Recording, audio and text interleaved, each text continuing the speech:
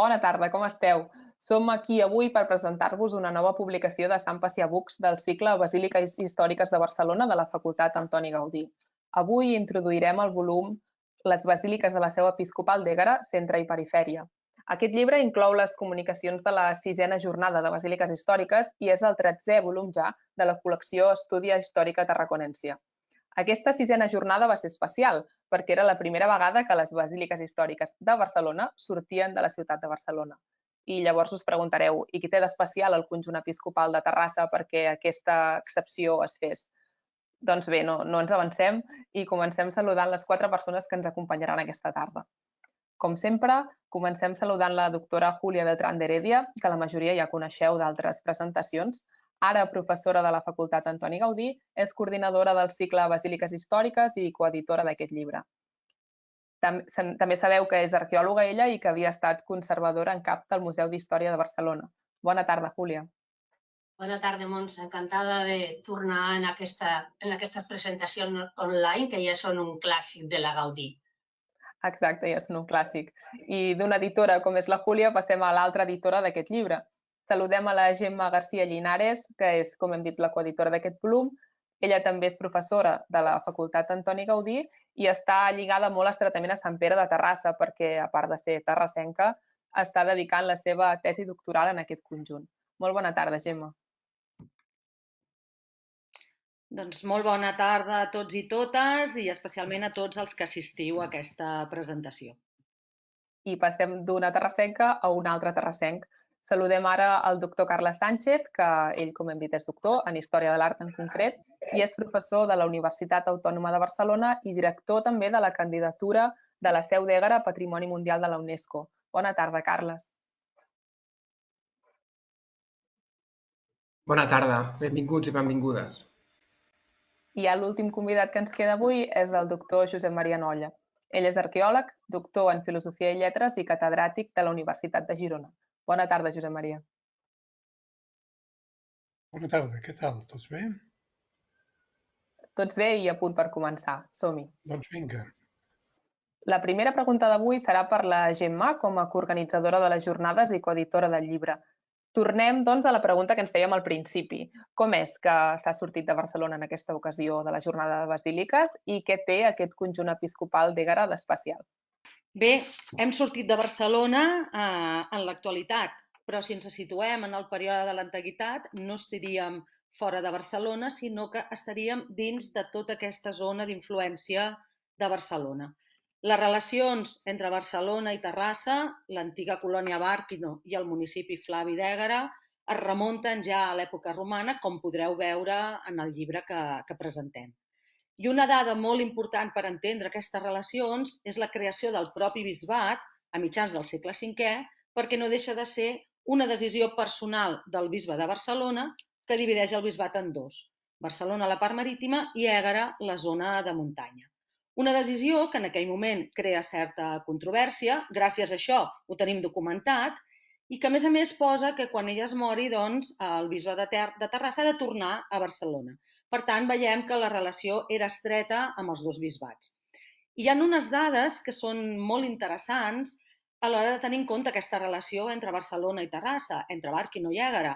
Per una banda, la presència del bisbe Nebridi de Terrassa, Nebridi d'Éguera, que després tenim documentat com a Nebridi de Barcelona, que possiblement estem parlant del mateix bisbe, i sobretot la presència d'una capella dedicada a Sant Just i Sant Pastor en el conjunt d'Éguera, que com tots sabreu, i a més gràcies a les investigacions arqueològiques i als estudis de la doctora Beltrán, sabem que a més és la seu, és la dedicació que té la Seu de Barcelona. Per tant, veieu que aquestes relacions han existit des del principi. No m'extendré a parlar de l'excepcionalitat del conjunt, perquè jo crec que l'excepcionalitat resideix sobretot en el seu estat d'excel·lència. Té una conservació molt bona, conservem tots els edificis, la planta i els alçats, i això és degut, bàsicament, a que no hem tingut una ciutat medieval, una ciutat moderna i una ciutat contemporània que s'ha erigit sobre les seves restes. A partir de la desaparició del bisbat d'Éguera, el conjunt es va convertir en una parròquia, va quedar lluny del que després serà la ciutat medieval i per tant això ha fet que les restes es mantinguin en peu. Això permet als arqueòlegs i permet als historiadors de les diferents disciplines tenir un conjunt que, sobretot, ens dona coneixement de com podia ser aquest espai litúrgic en aquest moment del bisbat. De fet, recordem, com hem dit moltíssimes vegades, que l'arquitectura és funció, que la funció és litúrgia i que, evidentment, un espai com aquest està clarament marcat per la litúrgia. Doncs gràcies, Gemma, i ens hem situat del tot i hem entès per què d'aquesta excepcionalitat. I com hem dit abans, agraïm la participació del catedràtic de la Universitat de Girona, Josep Maria Nolla. Ell és arqueòleg especialista en tardoantiguitat, tot i que també ha treballat altres períodes. Doctor Nolla, què creu que aporta aquesta investigació en el coneixement de la tardoantiguitat? El conjunt de Terrassa és fora de sèrie i ho ha estat durant tot el segle XX i principis del segle XXI. Inicialment hi havia diferents hipòtesis, cadascú opinava d'una manera, però finalment sabem, coneixem i tenim constància, està ben publicat, que el conjunt dels tres edificis és preferentment tardoantic, amb modificacions i utilitzacions posteriors. Poques vegades en una ciutat viva tenim conjunts d'aquesta magnitud i d'aquesta antiguitat. Això ho fa un cas fora de sèrie. Si la UNESCO segueix apostant per conjunts únics a l'hora de declarar-los Patrimoni de la Humanitat, estic segur que Terrassa ho aconseguirà sense masses problemes ni dificultats. Per tant, doncs, és un conjunt fora de sèrie que mereix tota l'atenció del món. La publicació d'ara doncs, és un estat de la qüestió del moment, però caldrà cada X anys tornar-hi perquè la recerca no s'acaba. I tot i que sabem moltes coses, n'hi ha moltíssimes que encara queden amagades.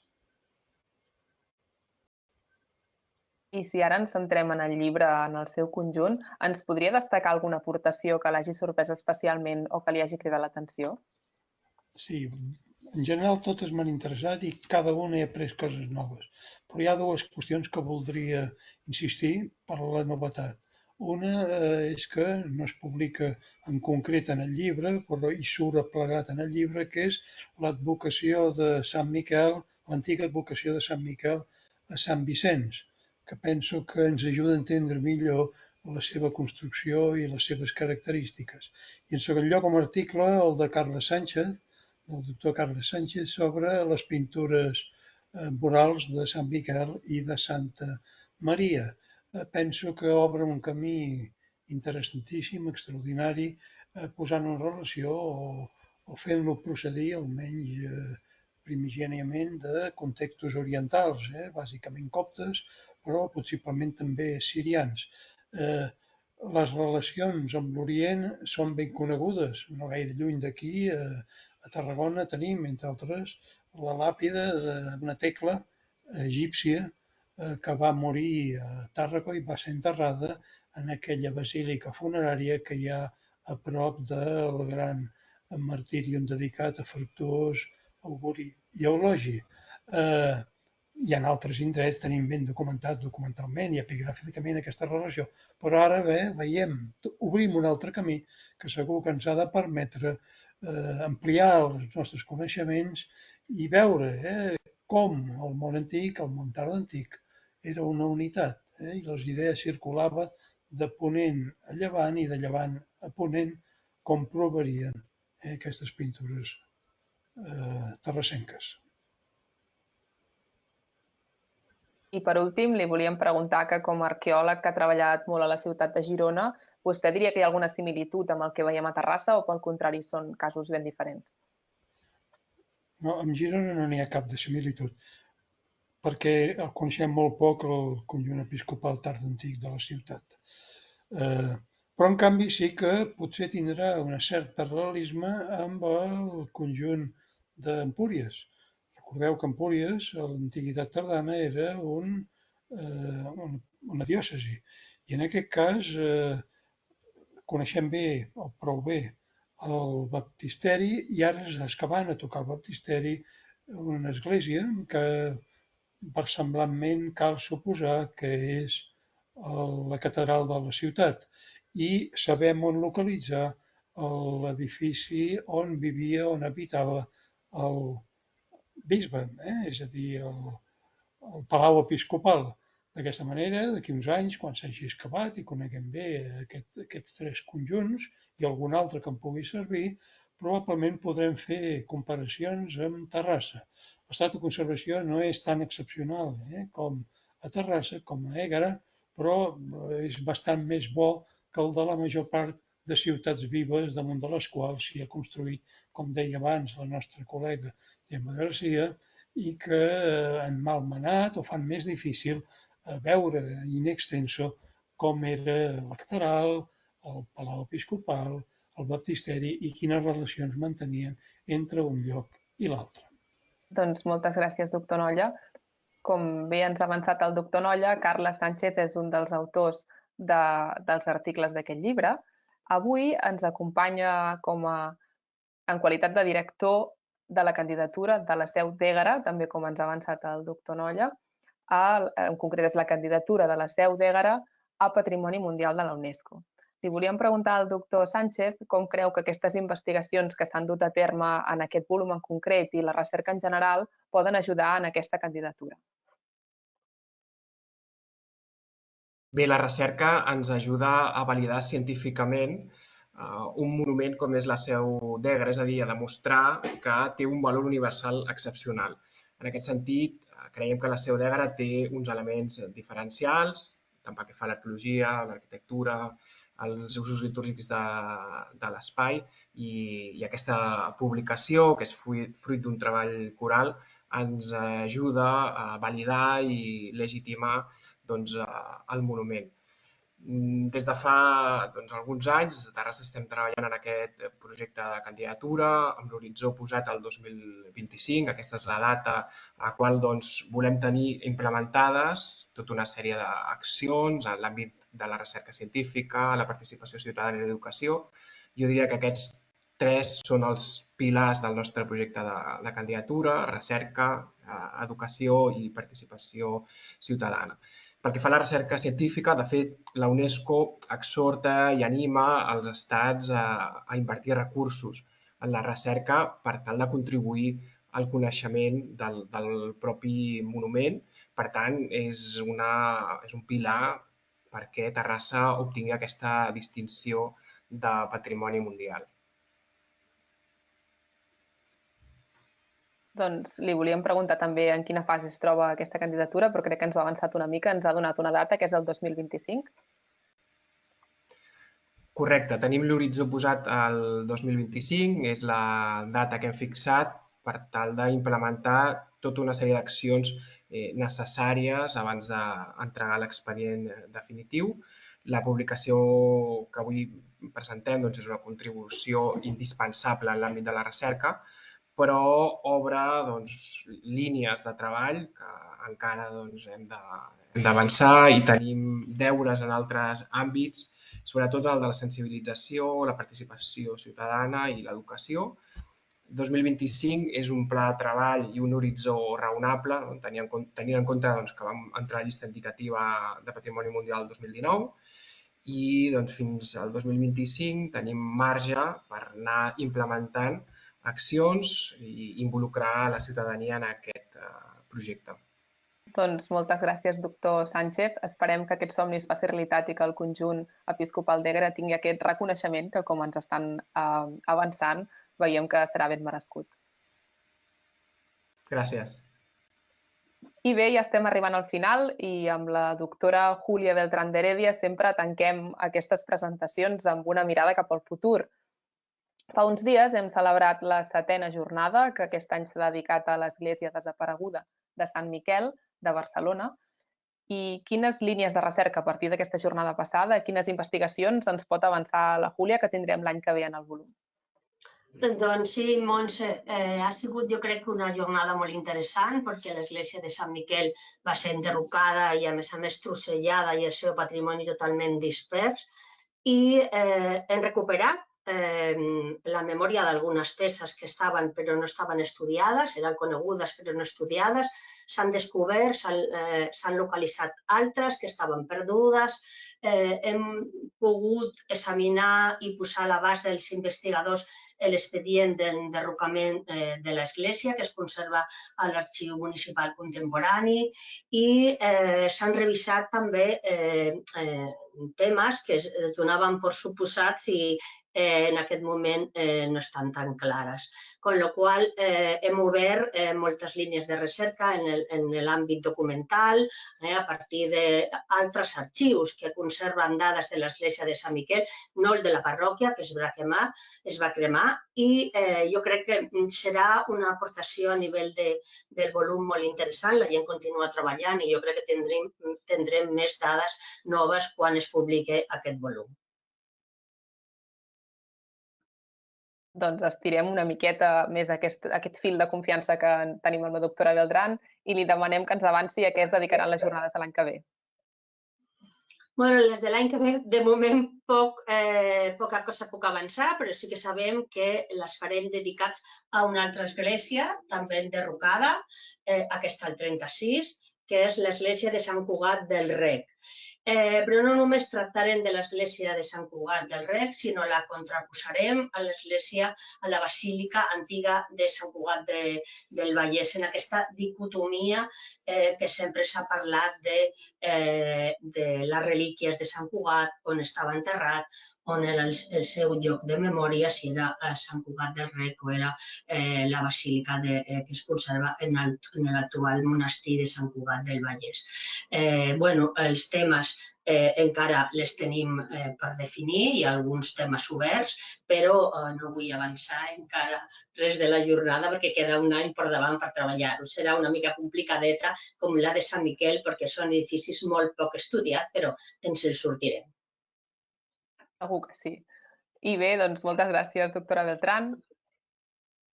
Gràcies a vosaltres i sobretot volia donar les gràcies a l'Ajuntament de Terrassa a través del Museu de Terrassa per la seva col·laboració en aquesta jornada, especialment també a la Gemma, que és professora de la Facultat Antoni Gaudí, per la constant col·laboració en l'organització de les jornades, que no, com tots sabeu, són sempre complicades, la gestió de les organitzacions de les jornades o congressos, i molt especialment a Josep Maria Noia per acceptar la nostra invitació a presentar aquest nou volum de les jornades de Basíliques Històriques de Barcelona.